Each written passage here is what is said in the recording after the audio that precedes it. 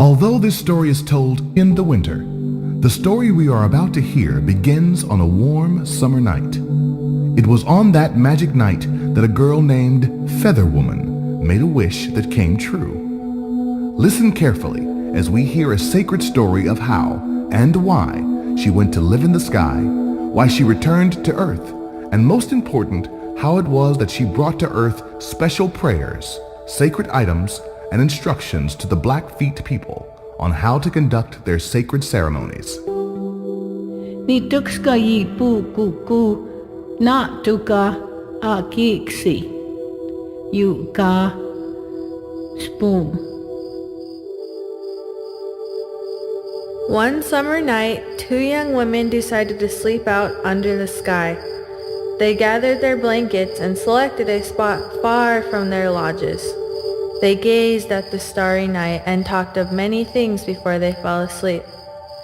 They woke early the next morning when the sky was just beginning to show light. Stretched out on their blankets, they were again looking at the sky, when Suwatsaki, Feather Woman, who was the oldest, said, Look at that beautiful bright star. If that star were a man, I would marry him." The two girls returned to camp, carried on with their chores, and Feather Woman's wish to marry the morning star was soon forgotten. Then one day, the two girls went out to gather wood. Having gathered enough, they started for home. But Feather Woman had trouble tying up her load. Each time she tied it, the wood fell apart. Not wanting to wait, the other girl went back to the camp alone. Feather Woman was finally getting her pack ready when a young man appeared from nowhere. "Who are you?" she asked. "I am Ipisuats, Morning Star," he said, "the star you wished to marry a few days ago. I have come to take you to my land and be my wife." The young man was handsome. He wore fine clothes, and in his long shining hair there was a yellow plume. He held a juniper branch from which there hung a spider web. Morning Star placed the plume in Feather Woman's hair and the juniper branch in her hand. He told her to use her other hand to hold tight to the upper strand of the spider web and to place her foot on the lower strand. He then told her to close her eyes. At once they were swept up, up, up, and when Feather Woman opened her eyes, she was in the sky. Morning Star took Feather Woman to the lodge of his mother and father. They were Natusi, the sun, and Gukumikisim, the moon. They were pleased with their new daughter and welcomed her with gifts, including a root digger. "Take this digging stick," said Moon. "You may use it to dig up all kinds of roots, but hear me well, and take my warning. You must never dig up the large turnip that grows near the house of Spider-Man. If you do, you will bring great sadness to us all." Feather Woman and Morning Star were happy living in the sky, and their happiness was made even greater when Feather Woman gave birth to a boy who was given the name Gakatosi, Star Boy. Time went on, and one day was like the next. Each day Feather Woman packed up her son and went out to gather berries, and using her fine digging stick, she dug up the best roots. Often she passed the place where the large turnip was growing. Often she stayed for a moment to look at it, and often she wondered, "Why should I not dig up that root? It is bigger than the others. It would make a fine meal." Though she remembered Moon's warning, Feather Woman went to the place of the large root each day. She longed for the turnip and asked herself, "Why is it that I cannot dig up this one turnip root? I wish I had that root for my own." Then it happened. One day she was overcome with desire for the root, and Feather Woman crept up to the turnip and shoved her digging stick into the ground. But her digging stick held fast in the ground, and she could not pull it back up. Just then, Seacom, Crane, came by and offered to help her dislodge her digging stick. Using his long beak, he helped her to pull up the forbidden turnip. Feather Woman saw that the root had filled a hole in the sky. She looked down through the hole, and there she saw the earth with mountains and rolling hills and grass. She saw the camp of her people, and at once she longed for her home and the things of earth. That night, when Sun learned that Feather Woman had dug up the large turnip, he decreed that she must be banished from the sky and return to earth. Morning Star led his wife to the home of Spider-Man. with a medicine bonnet upon her head, her digging stick and fork stick on her back, and her baby in her arms. Feather Woman was placed in an elk skin and lowered down to earth. She came down with these items and instructions for all people to put circles around the bottoms of their painted lodges, in remembrance of Starboy.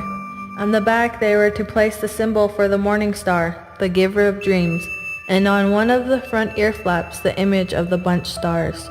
She told her story to her people, who were happy that she had returned to them. But here on earth she was filled with sadness. She longed for her husband and the lost Skyland. Feather Woman died of grief and left Starboy an orphan. Starboy, with no mother or father, grew up in poverty, having to go to this lodge and that for food and clothes and moccasins. And because he had a scar upon his face, he was no longer called Starboy. His new name was Boyi, which means Scarface. There is more to this story, but for now, this story is finished.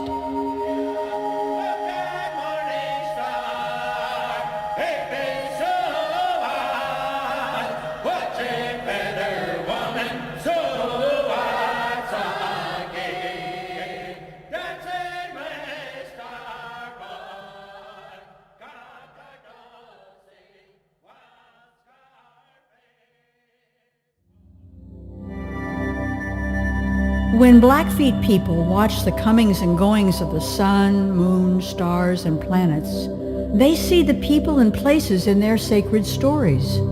These sacred characters are seen at different times of the year and are found in more than one story. In the story of the woman who married a star, we met Feather Woman, the handsome morning star, his father, Sun, and his mother, Moon, and a child called Starboy. Morning Star became Venus, and in other Blackfeet stories we know Feather Woman became Evening Star, also Venus, but when seen in the evening. And remember when Feather Woman dug up the forbidden turnip? It left a hole that was later filled with a star that many people call the North Star, the star that never moves. It is called Polaris because it shines right over the North Pole. The Blackfeet word for this North Star is Uyis, which means belly button. Yes, the Blackfeet tell us that the sky has a belly button, just like you. Listen now as we turn to astronomers to tell us the story of how it is that these important sky beings appear to move around the sky's belly button, appearing and disappearing again and again. If we pay attention to the sun, moon, and stars, we see that they appear to move around the earth. Lie out on a blanket on a summer night, and you can watch the stars move. Of all the stars in the sky, only one star doesn't seem to move at all. Of course, the sun and stars are not moving around the earth. It is the earth that is moving round and round. You are the one that is spinning round and round, and it only looks like the sun, moon, and stars are moving. Right this minute, as you listen to my voice, you are flying through space, but you can't feel that you are moving because everything around you is moving at the same speed. Right now, you are rotating around the Earth's axis once every 24 hours, and also revolving around the sun every 365 days. It seems simple now, but it took many thousands of years for humans to figure this out. This is how it works. Here we see our Earth in space. We can see that half of the Earth is lit by the sun, and the other half is dark. So half the people on the earth can see the sun, and the other half can see the stars. But the earth doesn't just hang in the sky. It spins or rotates. Watch now as the earth spins. You can see that because the earth rotates, we have day and night. Earth is spinning around itself, just like a top spins. Imagine a line that goes from the South Pole through the center of the Earth and out again at the North Pole. Imagine that you had a pole long enough that you could push it through the Earth. Start here and push the pole. Keep pushing till it reaches the very center of the Earth. Keep pushing until it comes out at the opposite end from where it started. Now, forget about the pole and just remember the line it made. This imaginary line is called an axis. All the Earth rotates or spins round this line once a day or once every 24 hours. We call this movement of the Earth rotation. If you lived on the equator, you'd be traveling at 1,100 miles per hour around Earth's axis. And this is cool. Take your imaginary pole again, push it through the Earth, and let it continue way up and out into deep space, trillions and trillions of miles. In fact, 2,500 trillion miles. In time, the pole will come very near to a star. Guess which star? Yes, Polaris or Oyes. Here's another line to imagine. A line around the sun. Here is the Earth, traveling along that imaginary line called an orbit. It takes 365 days for Earth to complete one revolution around the sun. So, while you are spinning around Earth's axis, you are also traveling around the sun at about 67,000 miles per hour, sometimes a little faster, sometimes a little slower, and you're not even dizzy. Long ago, people noticed that all those stars appeared in the same places year after year. There were 5 stars that were always wandering around their sky paths, here, then there, sometimes passing one another. Early astronomers called them wandering stars or planets, a word from the Greek language that means wanderer.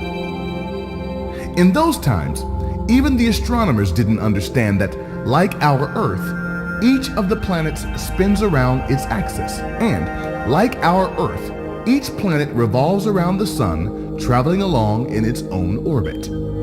The 5 wandering stars they could see were the planets Mercury, Venus, Mars, Jupiter, and Saturn. There is a 6th visible planet. Can you name it? Think for a minute. Hint: look down instead of up. You know the names of the planets. The wandering star or planet closest to the sun is Mercury. Next is Venus, the brightest planet. Our home, the Earth, and Mars, the red planet.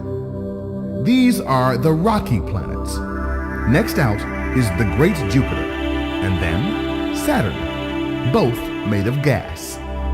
All the planets, the 6 we can see without a telescope, and the 2 we can't see, Uranus and Neptune, are all part of our solar system family. A family just as much as sun and moon, and morning star and evening star, and their child, Starboy. Finally, here is our planet, Earth. It shines all blue and white in space. In all the solar system, our planet Earth is the only one where we know for sure that living beings exist. Perhaps one day, on a distant rotating planet that revolves around a distant star, we will discover that the great gift of life is present. We might discover that we have cousins somewhere out in space. To the Blackfeet people, every part of the Earth, indeed the universe, is sacred. They remind us that each river, blade of grass, every valley, mountain, ocean, the air you breathe, our sun and moon, every planet, every star, and all life on Earth, all are precious and sacred.